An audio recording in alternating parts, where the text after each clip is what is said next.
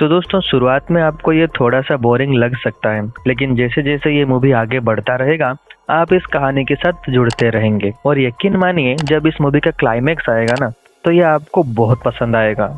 तो फिर चलिए शुरू करते हैं। तो दोस्तों ये एक बढ़िया मर्डर मिस्ट्री मूवी है, आपको ये जरूर पसंद आएगा। तो एक आर्मी एकेडमी में एक स्टूडेंट की अचानक मौत हो जाता है और इस केस को सॉल्व करने के लिए दिया जाता है बहुत ही काबिल डिटेक्टिव को, जिसका नाम है ऑगस्टस लैंडोर। दोस्तों इसका बीबी का देहांत हो चुका है और इसकी बेटी हाल ही में किसी लड़के के चक्कर में घर छोड़कर चली गई है। तो दोस्तों क्या ये डिटेक्टिव केस को सॉल्व कर पाएगा या फिर नहीं, तो चलिए साथ मिल के देखते हैं। ये कहानी है 1830 की। कहानी की शुरुआत में हम देखते हैं कैप्टन हिचकॉक डिटेक्टिव लैंडोर को कहते हैं सुपरिटेंडेंट थायर आपसे मिलना चाहते हैं।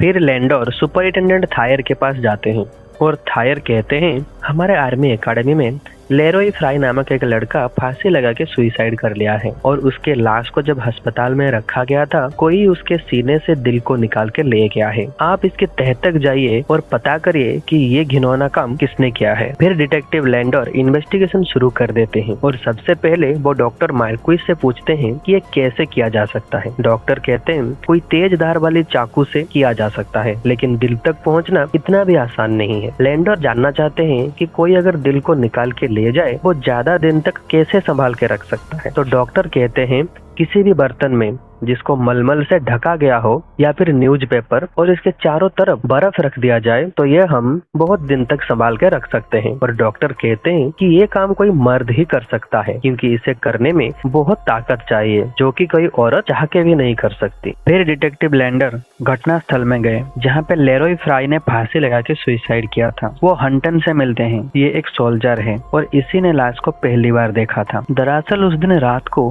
9:30 से आधी तक इसकी नाइट ड्यूटी था। 12 बजे के बाद उसे गार्ड रूम पे जाना होता है। हर रोज वो जिस रास्ते से जाता था उस दिन वो उस रास्ते से नहीं गया क्योंकि उसे कुछ आवाज सुनाई दिया जैसे कि कोई जानवर दर्द से छटपटा रहा हो और वो उसे बचाने के लिए रास्ता बदल के उसी ओर चला गया और आगे उसे लेरोय फ्राई की लाश पेड़ पे लटकता हुआ दिखा, पर वो अजीब तरह से लटक रहा था जैसे कि वो कुर्सी में बैठा हो क्योंकि उसकी पैर जमीन को छू रहे थे। फिर वो लेरोय फ्राई के लाश के पास फिर से जाके देखते हैं कि उसके सर के पीछे एक अंदरूनी चोट के निशान है, मतलब हो सकता है किसी ने उसके सिर पे मारा हो और फिर जब वो बेहोश हो गया तो उसे रस्सी से लटका दिया हो। फिर डिटेक्टिव को लेरोय फ्राई के हाथ में से एक छोटा सा कागज का टुकड़ा मिलता है और वो उसे अपने पास रख लेते हैं। फिर वो उस सोल्जर से मिलते हैं जिसका ड्यूटी के टाइम लेरोय फ्राई के सीने से कोई दिल को चुरा के ले गया था और वो कहता है उस दिन उसने ड्यूटी 2:30 तक किया था क्योंकि उसके बाद एक अफसर वहाँ पे आते हैं और उसे कहते हैं कि तुम्हारा ड्यूटी आज के लिए बस इतना ही। फिर वो वहाँ से चला गया और वो डिटेक्टिव से कहता है कि वो अफसर थोड़ा अजीब थे क्योंकि रात को अंधेरा था, मैं उनका चेहरा नहीं देख पाया, लेकिन मैं एक चीज नोटिस किया, उनके बाएं कंधे से उनका बैज मिसिंग था। फिर डिटेक्टिव लैंडोर का मुलाकात एडगर नामक एक सोल्जर से होता है। उसका कहना था कि ये खून कोई शायर ने किया है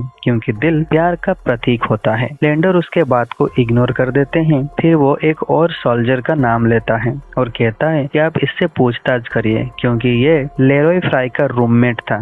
कुछ झगड़ा हुआ और उसके बाद वो अलग हो गया, लेकिन किस बात पे झगड़ा हुआ ये किसी को नहीं पता। फिर डिटेक्टिव उस बंदे को बुला के उसके साथ पूछताछ करते हैं और पूछताछ से उन्हें ये पता चला हाल ही में लेरोय फ्राई की दोस्ती किसी बुरे लोगों से हो गई थी। फिर वो स्टोडार्ट नामक एक सोल्जर से मिलते हैं जो कि आखिरी बार लेरोय फ्राई को जिंदा देखा होता है। वो कहता है कि वो उस दिन रात को लेरोय फ्राई से मिला था और लेरोय फ्राई इससे पूछ रहा था क्या कोई अफसर इसके बारे में उसे पूछ रहा था, पर ये मना कर देता है क्योंकि इसने किसी भी अफसर को नहीं देखा था। फिर वो रात में किसी से मिलने के लिए चला जाता है। हम देखते हैं डिटेक्टिव लैंडोर एडगर को अपनी टीम में मिला लेते हैं और दोनों साथ मिलके काम करते हैं। दोस्तों आपको याद होगा डिटेक्टिव को लेरोय फ्राई के हाथ में से एक कागज का टुकड़ा मिला था और वो उस कागज के टुकड़े के पहेली को सुलझा लेते हैं और उन्हें पता चल जाता है कि एक चिट्ठी था जिसे किलर ने भेजा था और इसी के वजह से लेरोय फ्राई उसे मिलने के लिए सुनसान एरिया में चला गया था और उसे मार के किलर फिर से उसका चिट्ठी वापस ले गया, लेकिन गलती से थोड़ा सा टुकड़ा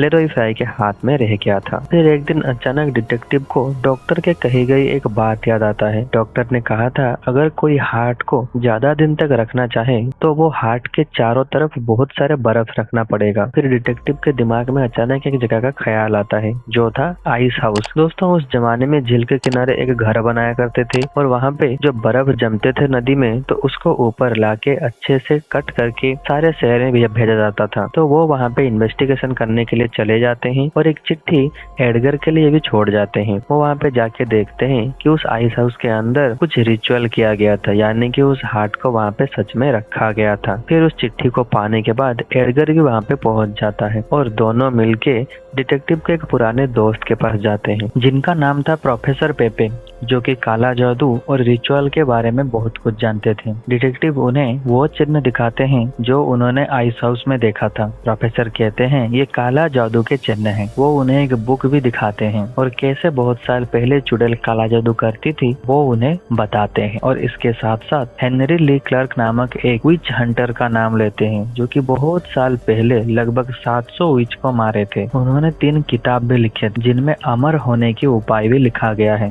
तो एडगर बुक में से कुछ पढ़ता है, जैसे कि चुड़ैल जब रिचुअल करते हैं तो उनको क्या क्या चीज चाहिए होता है। सबसे पहले उन्हें चाहिए होता है एक ऐसी पशु जिसको क्रिश्चियन धर्म में अपवित्र माना जाता है, वो उसे बलि देते हैं। दूसरा एक बच्चा जिसका बैप्टिज्म किया नहीं गया हो। दोस्तों बैप्टिज्म एक प्रोसेस होता है, जब क्रिश्चियन रिलीजन में एक बच्चा पैदा होता है तो उसके नामकरण के लिए उसे चर्च लेके जाया जाता है और तभी पादरी उसके ऊपर एक होली वाटर छिड़कते हैं और ऐसा ही कुछ रिचुअल होता है। दोस्तों अगर मैं कुछ गलत कहा हूँ तो मुझे माफ कर दीजिएगा। और फांसी लगा के मरे हुए लोगों के दिल।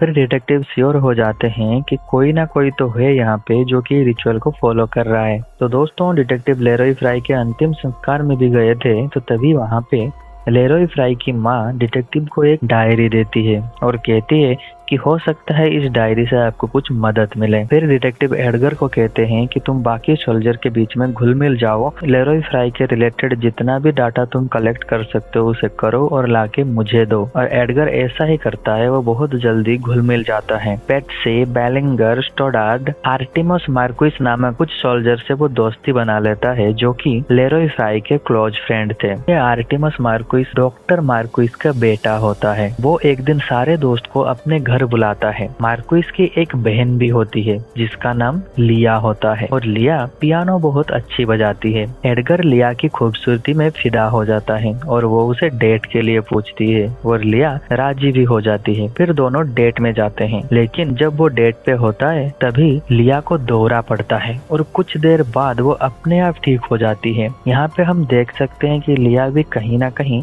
एडगर को पसंद कर रही होती है। तो रात का एडगर जब वापस एकेडमी में वापस आ रहा होता है तभी उसके ऊपर बेलिंगर हमला करता है और एडगर को बहुत मारता है, क्योंकि वो भी लिया को पसंद करता था। लेकिन एडगर और लिया के करीबी उसे देखी नहीं जा रही थी, इसलिए वो उसे बहुत मारता है। तभी वहाँ पे डिटेक्टिव लैंडोर आ जाते हैं और वो उन दोनों का झगड़ा को वहीं पे रोक देते हैं। पर अगली सुबह हम देखते हैं बेलिंगर एकेडमी से गायब होता है। सब लोग उसे ढूंढते हैं और उसकी लाश को जंगल में एक पेड़ में लटकता हुआ देखते हैं और हम देखते हैं कि बेलिंगर का भी दिल निकाल लिया गया है। थायर और हिचकॉक को लगता है बेलिंगर का मर्डर के पीछे एडगर का हाथ है, क्योंकि वो पिछली रात वाली फाइट को खाना खाते समय बाकी लोगों को सुना रहा होता है कि कैसे बेलिंगर और एडगर के बीच में फाइट हुआ था। अगर बेलिंगर फिर से एडगर को सताता है तो एडगर उसे नहीं छोड़ेगा, उसे जान से मार देगा। थायर डिटेक्टिव को ये भी बताते हैं कि लेरॉय फ्राई और एडगर के बीच में भी झगड़ा हुआ था। फिर डिटेक्टिव एडगर को पूछते हैं कि क्या तुम बेलिंगर और लेरॉय फ्राई के मर्डर में शामिल हो, मुझे सच बताना। फिर डिटेक्टिव कहते हैं कि ऐसा क्यों होता है, तुम जिसके साथ भी झगड़ा करते हो वो मारा जाता है, कहीं ये दोनों खून के पीछे तुम्हारा ही तो हाथ नहीं है। लेकिन एडगर डिटेक्टिव को भरोसा दिलाता है कि ये सब काम उसने नहीं किया है। फिर हम देखते हैं डिटेक्टिव और एडगर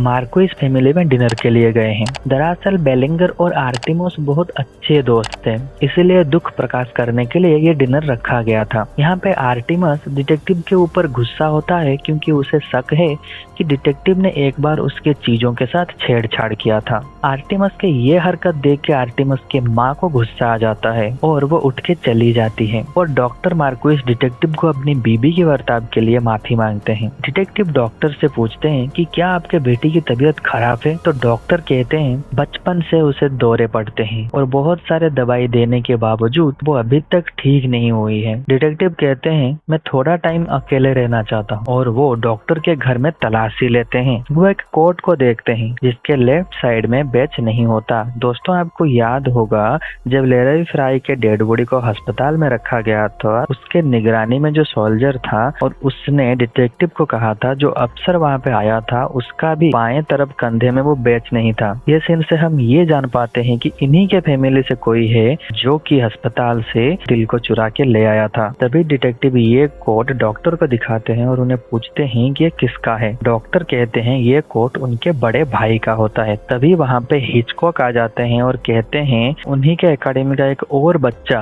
जिसका नाम होता है स्टोडार्ड वो गायब होता है। तभी डिटेक्टिव एकेडमी जाते हैं और छानबीन के दौरान ये पता चलता है कि स्टोडार्ड डर के मारे एकेडमी छोड़ के चला गया है क्योंकि उसके सारे कपड़े भी वो अपने साथ लेके चला गया है। डिटेक्टिव थायर को कहते हैं क्योंकि लेरॉय फ्राई के डायरी से उन्हें पता चला था कि बेलिंगर, स्टोडार्ड और लेरॉय फ्राई बहुत अच्छे दोस्त थे। उसे लगा होगा कि अगली बारी उसका है तो इसीलिए वो डर के मारे यहाँ से चला गया होगा। तभी थायर कहते हैं अगर वो कोट हमें डॉक्टर मार्क्विस के घर से मिला है तो अभी हम उसे अरेस्ट क्यों नहीं करते। तभी डिटेक्टिव कहते हैं कि हमारे पास कोई ठोस सबूत नहीं है। तभी डिटेक्टिव के दिमाग में कुछ आता है और वो सीधे प्रोफेसर पेपे के पास जाते हैं और उन्हें पूछते हैं कि उस दिन आपने जो एक विच हंटर के बारे में कहा था जिसका नाम हेनरी ले क्लार्क था, क्या वो पादरी था। प्रोफेसर कहते हैं हाँ, और उन्हें भी जला के मार दिया गया था। दरअसल दोस्तों वो एक विच हंटर था लेकिन लोगों ने उसे गलत समझ लिया कि ये भी काला जादू करता है, तभी लोगों ने उसे भी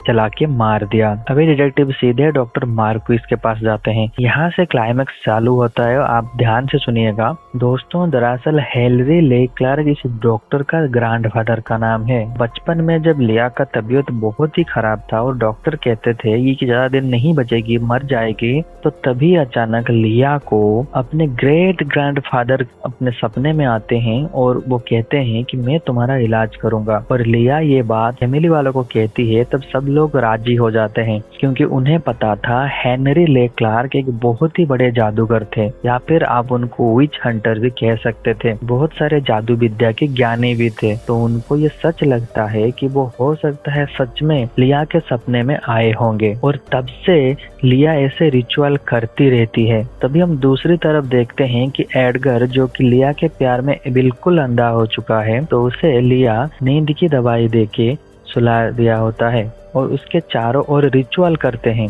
और एडगर के हाथ को काट के उसी के खून को लिया अपने चेहरे में लगाती है। और हम देखते हैं कि ये सारे चीज में मार्क्विस फैमिली सब शामिल थे, यानी कि डॉक्टर तो वहाँ पे नहीं थे लेकिन वहाँ पे डॉक्टर की पत्नी, उसकी बेटे और बेटी सब एक साथ थे। और अब यहाँ पे देखते हैं कि आर्टिमस चाकू लेके एडगर का दिल बस निकालने ही वाला होता है कि तभी वहाँ पे डिटेक्टिव पहुंच जाते हैं और तभी वहाँ पे जो रिचुअल में कैंडल जल रहे थे वो नीचे गिर जाते हैं और वहाँ पे आग लग जाता है। तो दोस्तों ये लकड़ी का घर था और इसीलिए लिया के ऊपर एक लकड़ी गिरता है और वो वहीं पे मर जाती है और उसे बचाने के लिए उसका भाई वहाँ पे जाता है तो उसके ऊपर भी लकड़ी गिर जाता है और वो दोनों वहीं पे मर जाते हैं। डिटेक्टिव एडगर को और डॉक्टर के पत्नी को वहाँ से बचा लेते हैं। तो दोस्तों यहाँ पे केस खत्म हो जाता है और सब लोग को यही लगता है कि यही खूनी थे और इन्होंने ही मर्डर किया था। के बाद ये केस को क्लोज करके डिटेक्टिव वापस अपने घर चले जाते हैं। जब एडगर बिल्कुल फिट हो जाता है, क्योंकि आपको याद होगा उसके हाथ काट के बहुत सारे खून निकाल लिया गया होता है, वो डिटेक्टिव से मिलने उनके घर जाता है। वो डिटेक्टिव से कहता है कि मुझे आपके बेटी के बारे में सब कुछ पता है। वो उन्हें उस कागज का टुकड़ा दिखाता है जो उन्हें लेरॉय फ्राई के हाथ से मिला था और वो उन्हें वो चिट्ठी भी दिखाता है जिसे डिटेक्टिव ने लिख के